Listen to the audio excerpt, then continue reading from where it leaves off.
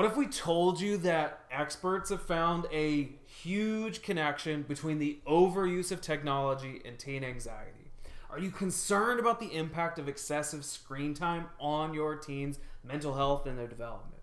And if you've noticed your child struggling with anxiety and depression or behavioral issues, and you suspect that their phone or their tablet might be playing a role, this video is for you, moms and dads, because in today's digital age, it's nearly impossible to avoid screens entirely. But as parents, it's crucial that we understand the potential risks associated with too much technology use, especially for our kids. In this video, we're going to explore the findings of a big famous psychologist who argues that the rise of smartphones and social media has led to a mental health crisis among young people.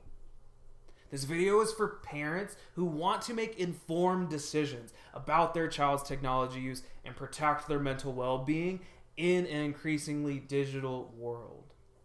We're going to dive deep into the research linking excessive screen time to increased rates of anxiety, depression, and self-harm among our adolescents. And you're going to learn the concept of the great rewiring of childhood and discover practical strategies for setting healthy boundaries around technology use within your family.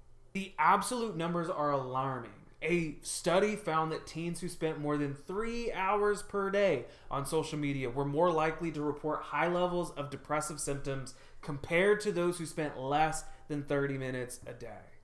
These trends coincide with the widespread adoption of smartphones and social media platforms like TikTok and Instagram and Snapchat, leading experts like Jonathan Haidt to point to technology as the key driver of this crisis. Major depression among our teens since 2010 has had a 145 increase in girls and a 161% increase in boys.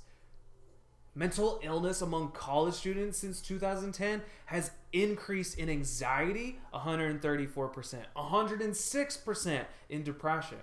And anxiety prevalence is up in all of ages, but at the most 139% in ages 18 to 25.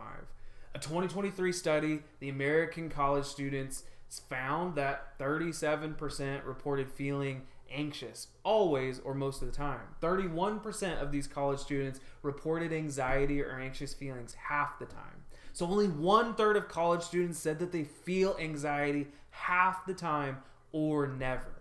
Screen time, and particularly the use of social media, has increased since the mid-2000s. And at the same time, the mental health of our teenagers has worsened and worsened and is today one of the leading causes of illness among our adolescents. For instance, in 2019, 29% of teenage girls and 10% of teenage boys in Norway reported having issues with depression or anxiety. In the public debate, many argue that the exposure to social media is one of the major contributing factors to the increase in mental health issues among our teens, as social media is addictive and harmful and fuels an experience of inadequacy about our personal lives and our appearance. In 2023, UNESCO called for a global smartphone ban in schools to be able to tackle the disruption by smartphones in our classrooms and protect our children from cyberbullying. So let's chat about the great rewiring of childhood and our teens' brains. Jonathan Haidt argues that the mass adoption of smartphones and social media has fundamentally altered the way that children grow up and interact with the world.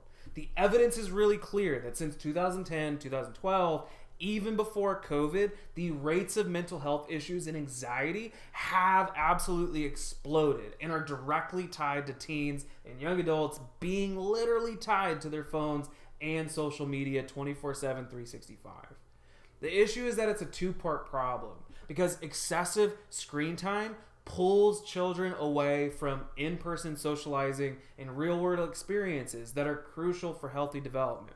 So they're missing out on key components of social and emotional development. And then they're exposed to harmful and anxiety-inducing content like bullying and comparisons and all sorts of content that are simply not age-appropriate.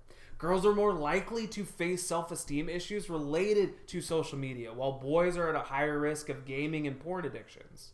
Children need to experience challenges and setbacks to be able to build resilience. Just like a developing immune system needs to be exposed to germs, bacteria, and viruses to get stronger, and our muscles in the gym need to be exposed to strain and exercise to get stronger, our kids need to face real life challenges with friends in social situations and emotional health in order to learn proper coping, adapting, and resilience building strategies. Not just that, our kids need to see us be able to go through those things, to be able to learn co-regulation strategies. Because if we can't regulate, our kids can't regulate. The constant exposure to these high stress situations in the virtual world, combined with missing out on time outdoors and with friends, moving, exercising, laughing, engaging, and so forth, adds up yet another layer of the perfect storm, leading to an overactive and easily stimulated stress and anxiety centers of our brain, like our amygdala. The literal rewiring of the brain for anxiety, ADHD, and depression comes from this underactive and understimulated parts of the brain that create calm and emotional regulation and good decision making, like our hippocampus and our prefrontal cortex. So practical tips for parents: setting clear boundaries around screen time and model healthy technology habits. One of the most interesting things that I've seen over the past couple of months is there's what's called the brick. It's a little tab that connects to our phones, and if that tab is turned on and anywhere near our phones, it will not let us use certain apps for certain times of the day as long as that thing is turned on. It's called the brick, and there's no way for you to bypass it unless you turn it off by the brick itself.